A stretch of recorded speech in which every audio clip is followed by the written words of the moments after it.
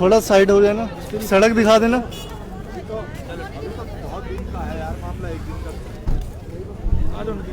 आदाब, मैं मोहम्मद अम्मार खान। पहले आप ये सड़क देखिए और लानत भेज दीजिए राज्य सरकार को।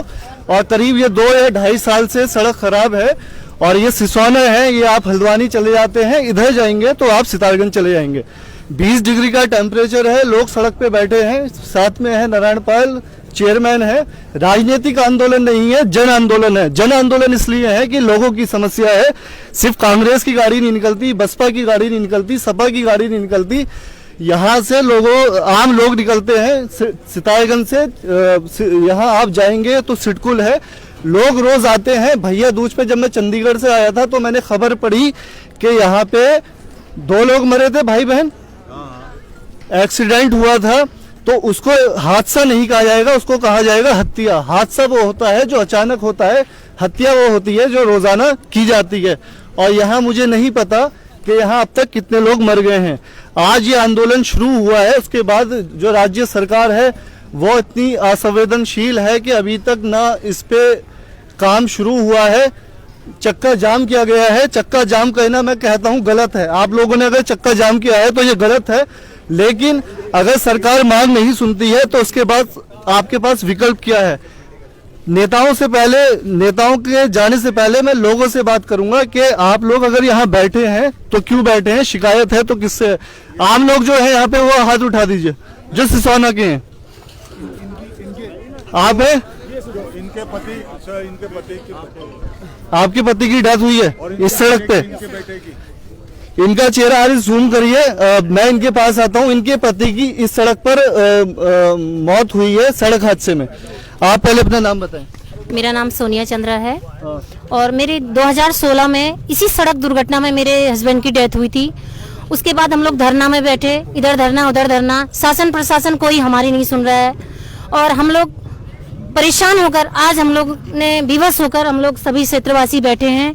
अब तक हम ये सोच रहे हैं अब हमारी मांग जब तक पूरी नहीं होगी हम नहीं उठेंगे। अब तो आपको क्या लगता है कि अभी अगर धरना मैं देख रहा हूँ पिछले 2-2.5 साल से चल रहा है, आज भी ये धरना शुरू हुआ है, अगर अभी भी मांग नहीं मानी तो क्या होगा फिर? नहीं, हम अब आमरण अनशन में तब्दील कर देंगे। ये आपकी जब पति हमारे चले गए, अब हम ये बताइए, हम कुछ अगर जॉब वॉब करते हैं तो हमारे बच्चों को कौन देखेगा? इस रोड में स्कूल हमारे बच्चे कैसे जाएंगे? अगर डिग्री कॉलेज भी है जी, इसमें 5-6 छोटे स्कूल, बड़े स्कूल हैं, छोटे छोटे बच्चे कैसे पार करेंगे? शासन प्रशासन को अपने विकास से मतलब है, लोगों की मौत से कोई मतलब नहीं है। विधायक सौरभ बबूल आए, कितनी बार सिसोना के लोग मिले उनसे इस समस्या को? देखिए, हम तो जब धरने में आए हैं सिर्फ एक बार आए थे, खाली झूठा आश्वासन देके चले गए। कोई इसका समाधान नहीं हो रहा है, कोई अभी तक समाधान नहीं हो रहा है। जिसके चलते हम लोगों के परिजन, जब अगर हम लोगों के बच्चे या परिजन अगर घर से निकलते हैं, हमें टेंशन बनी रहती है। जब तक वो घर पे जब तक नहीं आते हैं तब तक हमें टेंशन बनी रहती है। हम अपनी आंखों से आए दिन देख रहे हैं, हमारे 3-4 लोग जो है 2 दिन के अंतर्गत जिनकी मृत्यु हो गई है। अभी यहाँ आखिरी हादसा कितने दिन पहले हुआ था? मैंने सुना कोई मौत हुई है यहाँ सड़क हादसे में। विकास रस्तोगी यहीं के थे, सिसोना के, वार्ड नंबर 8 सितारगंज। थोड़ी दूर जाएंगे आप सितारगंज शहर आ जाता है। वार्ड नंबर 8 के विकास रस्तोगी की मौत, इसी मौत नहीं, हत्या हुई है इसी सड़क पर। हत्या इसलिए हुई है कि सरकार जो है, 1 साल बाद चुनाव है, अगर 2 दिन यहाँ मंत्री की गाड़ी निकल जाए या सीएम की गाड़ी निकल जाए तो ये रोड पड़ जाएगा। लेकिन ये रोड इसलिए नहीं पड़ रहा है कि यहाँ आम लोग गुजरते हैं। विकास रस्तोगी के यहाँ कोई है परिजन जो बात करना चाहते हैं? ये शैलेंद्री देवी हैं, इनके लड़के की मृत्यु हुई थी। आप बोलिए, कब हुई थी आपके लड़के की? यहाँ लड़के की सितंबर में हुई थी। ये अभी जो सितंबर, हाँ, अभी जो निकला है सितंबर, इसी महीने में 24 तारीख को हुई थी। उसकी खटीमा रोड में हुई थी। उसकी क्या कहते हैं, एक्सीडेंट हुआ। वहां से लाते यहाँ तक, मतलब रोड इतनी खराब है, सिटकुल तक नहीं, चौकी नहीं पहुंच पाए और रास्ते में रोड में ही मेरे लड़के की मतलब यहीं पे सांस टूट गई। यहाँ से मतलब खटीमा से हल्द्वानी रेफर कर दिया गया। हल्द्वानी कहाँ, हम सिसोना भी मतलब नहीं पहुंचा और इसी रोड में मतलब उसकी सांस ही। जूम करें। एक और समस्या मैं बताऊं क्या है, अगर यहाँ सितारगंज में एक्सीडेंट होता है हाईवे पे और कोई अस्पताल आता है और डॉक्टर अगर उसको रेफर करेंगे हल्द्वानी, तो ये शॉर्ट रूट है। अगर आप यहाँ से जाएंगे तो हल्द्वानी जल्दी पहुंच जाते हैं, पॉसिबिलिटी रहती है मरीज को बचाने की। लेकिन होता क्या है, सड़क इतनी खराब है, हल्द्वानी अगर बंदा बच भी जाए तो सड़क उसको बचने नहीं देगी। सड़क इसलिए नहीं बचने देगी कि रोड मेरे ख्याल से 2.5 या 3 साल से ये खराब है, और ये कब तक खराब होगा, कब तक रहेगा वो मुझे खुद नहीं पता। विधायक हैं यहाँ के सौरभ बहुगुणा, लोगों का कहना है वो उनसे मिले हैं, लेकिन सिर्फ आश्वासन मिला है। सौरभ बहुगुणा से मेरी बात हुई थी, वो अभी हैं बाहर, हम उनका भी इंटरव्यू करेंगे। और लोगों ने हमसे कहा है कि जब आप उनसे मिलें तो ये वाला सवाल जरूर पूछें कि ये सड़क कब बनेगी। अब मैं आता हूँ नारायणपाल के पास। सर, ये चक्का जाम करके बैठ गए आप, ये तो गलत है ना? गलत है या सही है? हमें लोगों की जान बचानी है।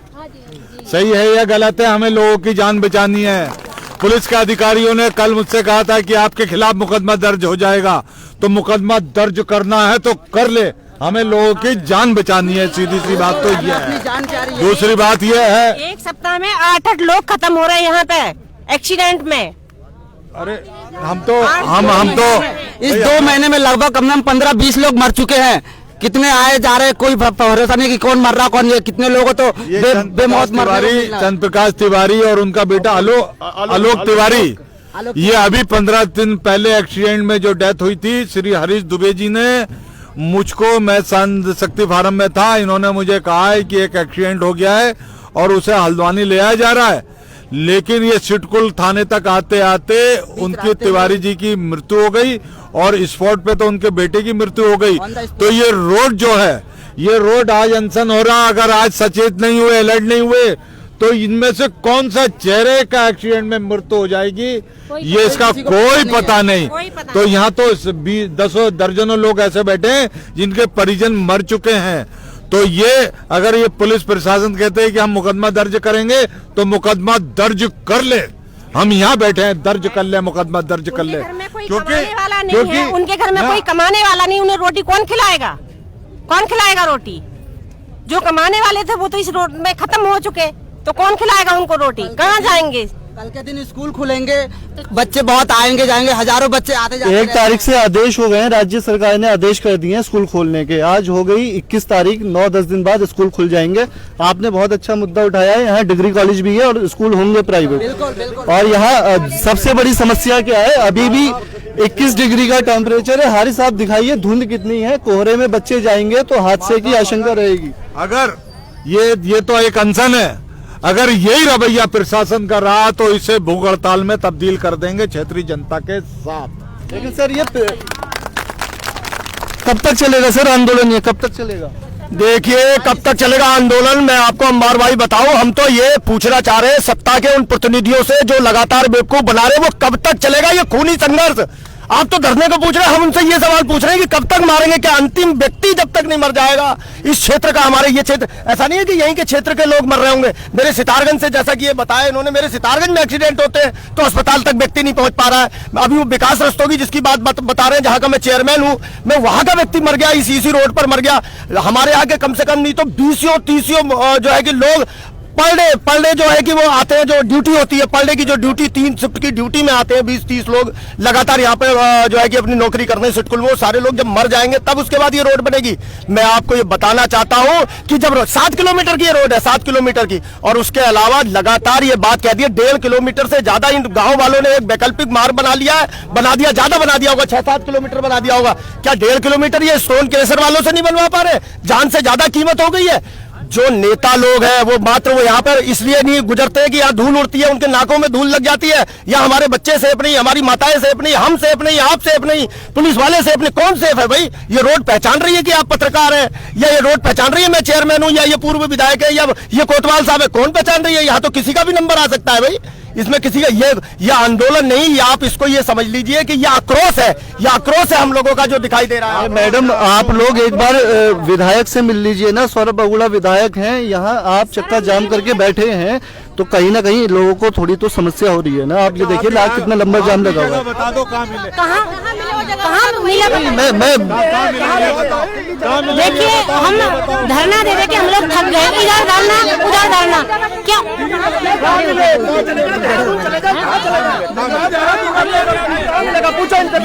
यहाँ के लोग विधायक के पास गए और कहा कि ये सड़क ये सड़क खूनी हो चुकी है, इस ट्रेन को खनन के गाड़ियों को रोका जाए। उनका ये कहना था कि सरकार को ये पैसा, ये जो रॉयल्टी मिलती है सरकार चलाने के लिए, वो लोगों से ज्यादा जरूरी है, इसलिए आज हम यहाँ सड़क पे बैठे हैं। और जब तक ये सड़क का दूसरा वैकल्पिक मार्ग इन खनन ट्रक वालों के लिए नहीं बनेगा, हम नहीं उठेंगे। हम प्रशासन को भी ये बात बता देना चाहते हैं कि हम बिल्कुल नहीं उठने वाले यहाँ से। मांग क्या है? रोड ठीक हो या वैकल्पिक मार्ग? वैकल्पिक मार्ग आप समझिए इमरान भाई, आपको ये समझना पड़ेगा, इस सड़क पे सिर्फ 3000 वाहन चल सकते हैं और इस सड़क के ऊपर आज 1 लाख वाहन से ज्यादा चल रहे हैं। अगर ये रोड ठीक हो भी गई, यहाँ पे और लोग मरेंगे। ये जो खनन के ट्रक है, इसका वैकल्पिक मार्ग बनाना पड़ेगा। क्या कह रही थी आप, बताइए। मैं कह रही हूँ एक बार भी वो नहीं आए देखने के लिए। कौन नहीं आए? विधायक जी। आप नहीं विधायक के पास नहीं गए हैं तो अब कितने आदमी मर रहे हैं यहाँ पर, देखने के लिए वो आए एक बार तो वोट तो आ जाएंगे, वोट के लिए मांगने आ जाते हैं, वोट के लिए आ जाएंगे और वैसे तो ही नहीं आए। कैसे नहीं आए? जब इतनी जनता के लिए, उनकी जनता है, जनता के लिए आना चाहिए उनको। क्या कह रही है? आगे आइए।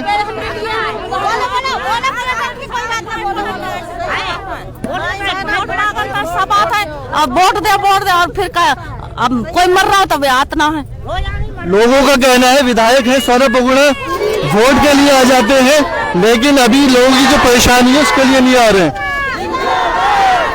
आप देखिए, मुझे एक मिनट, ये वैकल्पिक सड़क की बात है। प्रशासन को हम कई साल से कह रहे हैं कि ये वैकल्पिक सड़क बननी चाहिए। जब बाहर की फैक्ट्रियों को सिटकुल में फैक्ट्री बनाने के लिए बाहर के लोगों को जगह दी जा सकती है, तो वैकल्पिक व्यवस्था के लिए सड़क तो बनाई जा सकती थी। दूसरी बात यह है, यहाँ की जो फैक्ट्री है, जितनी भी फैक्ट्री हैं, अगर यहाँ के लोग मरे हैं, किसी ने कोई मुआवजा नहीं दिया इसका। और तीसरी बात यह है कि करोड़ों रुपया अभी इन 3 महीने में इन सड़कों पे खर्च हुआ है। लूट के खा गए ठेकेदार लूट के खा गए। और ठेकेदार एक पार्टी विशेष के थे, सारे के सारे ठेकेदार एक पार्टी विशेष के थे। हमारे बावनपुरी के लोगों ने अभी 5-6 दिन पहले एक धरना यहाँ पे दिया था। 2 दिन ठंड के बावजूद हमारे लोगों ने जब धरना दिया था और गैर राजनीतिक धरना दिया था, उसके बाद प्रशासन ने झूठा आश्वासन दे के उन्हें उठा के रख दिया। आज हम उठने वाले नहीं हैं, किसी कीमत पे भी उठने वाले नहीं हैं। पुलिस के लोगों ने कल कहा था कि आप लोगों पे मुकदमा दर्ज हो जाएगा। हमने कहा कर लो, मुकदमा दर्ज कर लो, लेकिन सैकड़ों लोगों की जान हमारे प्रयासों से बच सकती है, तो हम क्षेत्रीय जनता के साथ हैं। मैं आपको एक चीज और बता दूं, यहाँ जो पहले डीएम थे डॉक्टर नीरज खेरवाल, उन्होंने उस वक्त कहा था कि अगर सड़क हादसे में किसी की मौत होती है तो प्रशासन के अधिकारियों पे या जो उस वक्त कार्यदायी संस्था होगी उसके खिलाफ मुकदमा दर्ज होगा। आप रिकॉर्ड उठा के देखिए कितने मुकदमे यहाँ दर्ज हुए हैं, कितने लोगों की मौत हुई है। महिलाओं का कहना है 1 हफ्ते में करीब 8 लोगों की मौत हो चुकी है। हालांकि हम इसका समर्थन नहीं करते हैं जिस तरीके से चक्का जाम किया है, क्योंकि परेशानी हो रही है, हो सकता है बीच में एम्बुलेंस भी आ जाए। पुलिस यहाँ मौजूद है, सलाउद्दीन साहब हैं, कोतवाल है, SHO सितारगंज के। तो अभी देखिए पुलिस का क्या रुख होता है, ये लोग उठते हैं या नहीं उठते हैं। काफी लंबा जाम लगा हुआ है, लोगों की भीड़ लगी हुई है। डॉक्टर नीरज खेरवाल जब पिछली बार डीएम थे तो उन्होंने कहा था कि यहाँ पे अगर सड़क हादसे में किसी की मौत होती है, किसी की जान जाती है, तो मुकदमे दर्ज हो। हाई कोर्ट में भी कई बार यहीं के हैं सर। कब ये रोड कब होगा ठीक? कोई पता नहीं आगा, ये ऐसी आश्वासन देते रहते हैं, काम कुछ नहीं होता है, कोई काम नहीं होता। टल्ले लगा रहे बीच में, वो भी हो गए पूरे। तो देख लीजिए हारिस, एक बार आप दिखा दें पीछे कितनी भीड़ है, पुलिस फोर्स आ चुकी है और यहाँ लोगों का जो गुस्सा है वो काफी है। और ये हल्द्वानी से आने वाले वाहन होंगे, उधर हल्द्वानी जाने वाले वाहन होंगे, लेकिन सबसे बड़ी बात यह है जितने भी वाहन हैं ये हैवी व्हीकल हैं, सारे हैवी व्हीकल हैं। लोगों का गुस्सा यही है कि ये जो बड़े वाहन चल रहे हैं ये मौत का सबब बन रहे हैं। ज्यादातर अब इस रोड पे हैवी व्हीकल जो है, हैवी ट्रांसपोर्ट है, वो बहुत ज्यादा चल रहा है। आप लाइव कवरेज देख रहे थे ये फ्रीडम टीवी की, मैं हारिस के साथ अम्मार खान, सितारगंज।